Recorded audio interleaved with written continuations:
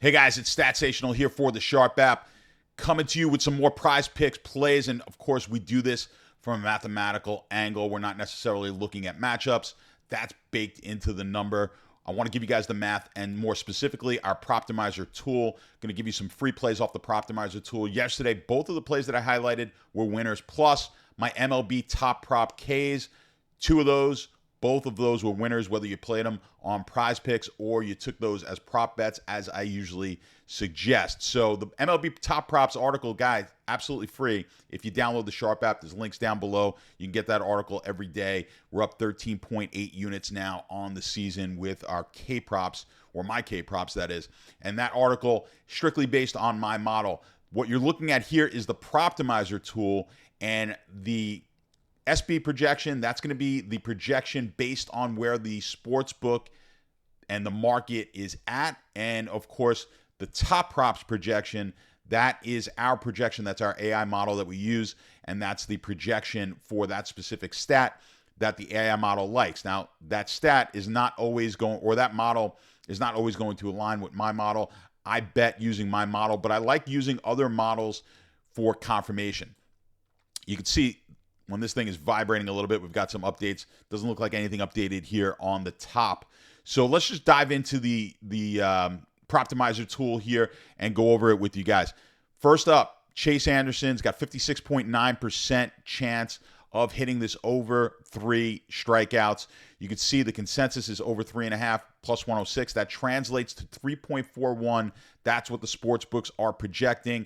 Our top prop projection, 3.22. So decent play here. We're going to hit this about 57% of the time. Guys, as you know, I've told you before, when we are looking at the props that are on an integer like 3, especially when they're low, like 3 is, we only usually get 2 as a lower number, maybe on shots on goal, things like that in the NHL. On the 3, we have a high chance of a push. You guys who play these know that you push on these quite a bit. You're going to be right around the 22, 23% of the time. You're going to be pushing these. I want to show you guys the Discord. I brought it up to you before. Let me open up Discord here, and you'll be able to see I went up to this is the PrizePicks discussion room. So this is free, guys. So head into our Discord. The link's down below.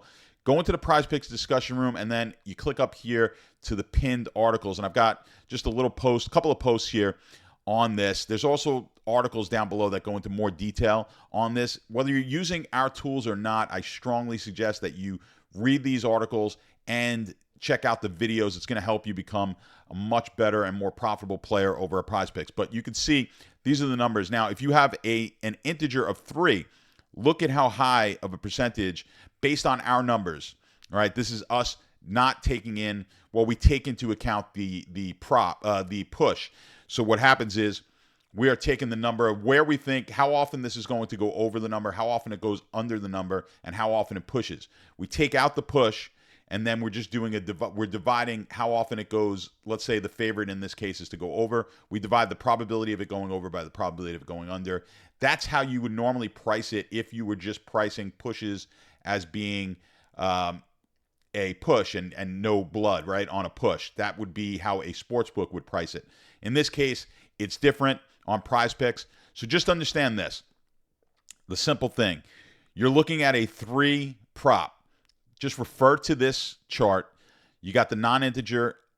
You got non-integer. Then you have the 2, the 3, the 4, the 5. This gets closer to non-integer as you get to 6, 7, and 8. That's why I didn't put it in here. As you can see, we're getting close here. 55.9 on a 5 and 54.3. Just realize this is going to keep getting closer to the non-integer number. But what you do is you take the over 3 and you say, okay, I need to hit this 59.3% of the time if I play a 2 power.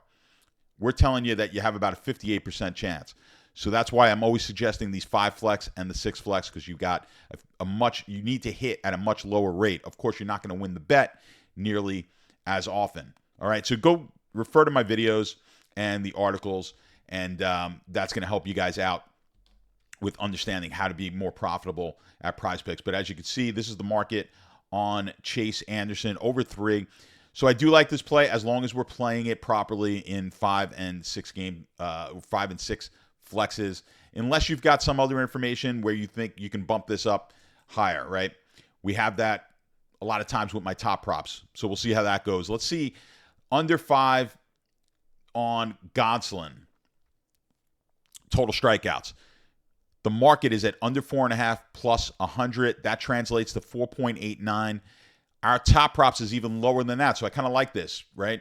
And like on this one, we're over, but it's not over as big a number as, let's say, the sportsbook projection. This one is actually giving us a number on the top props projection under what the sportsbook projection is. So I like this one a little bit here, so I put a little bit more weight. Again, these aren't huge numbers. 56% of the time this is going to hit. You've got to make sure you're playing these in 5 and 6 flexes unless you've got a really monster play where you could kind of offset it. Let's say you had a play for that you thought was a 63% chance of winning. Maybe then you could toss in one of these because combined, we're going to be hitting these at a high enough rate. All right, let's jump into my top props for today. And you can get this article, like I said, it's free. This is the web version of it, but inside the app, you'll be able to see. Just look for this thumbnail inside the app in the content section. I've got Morton K's. I'm projecting it at 6.21. The market is at 7.5 under. FanDuel, you can get this at minus 112. It's giving us an 18.6% edge.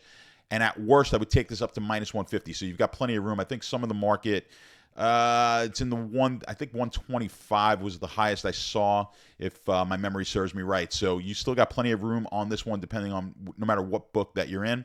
Of course, you want to get multiple books here so we can constantly get the best prices. And then I like Bryce Miller, Seattle.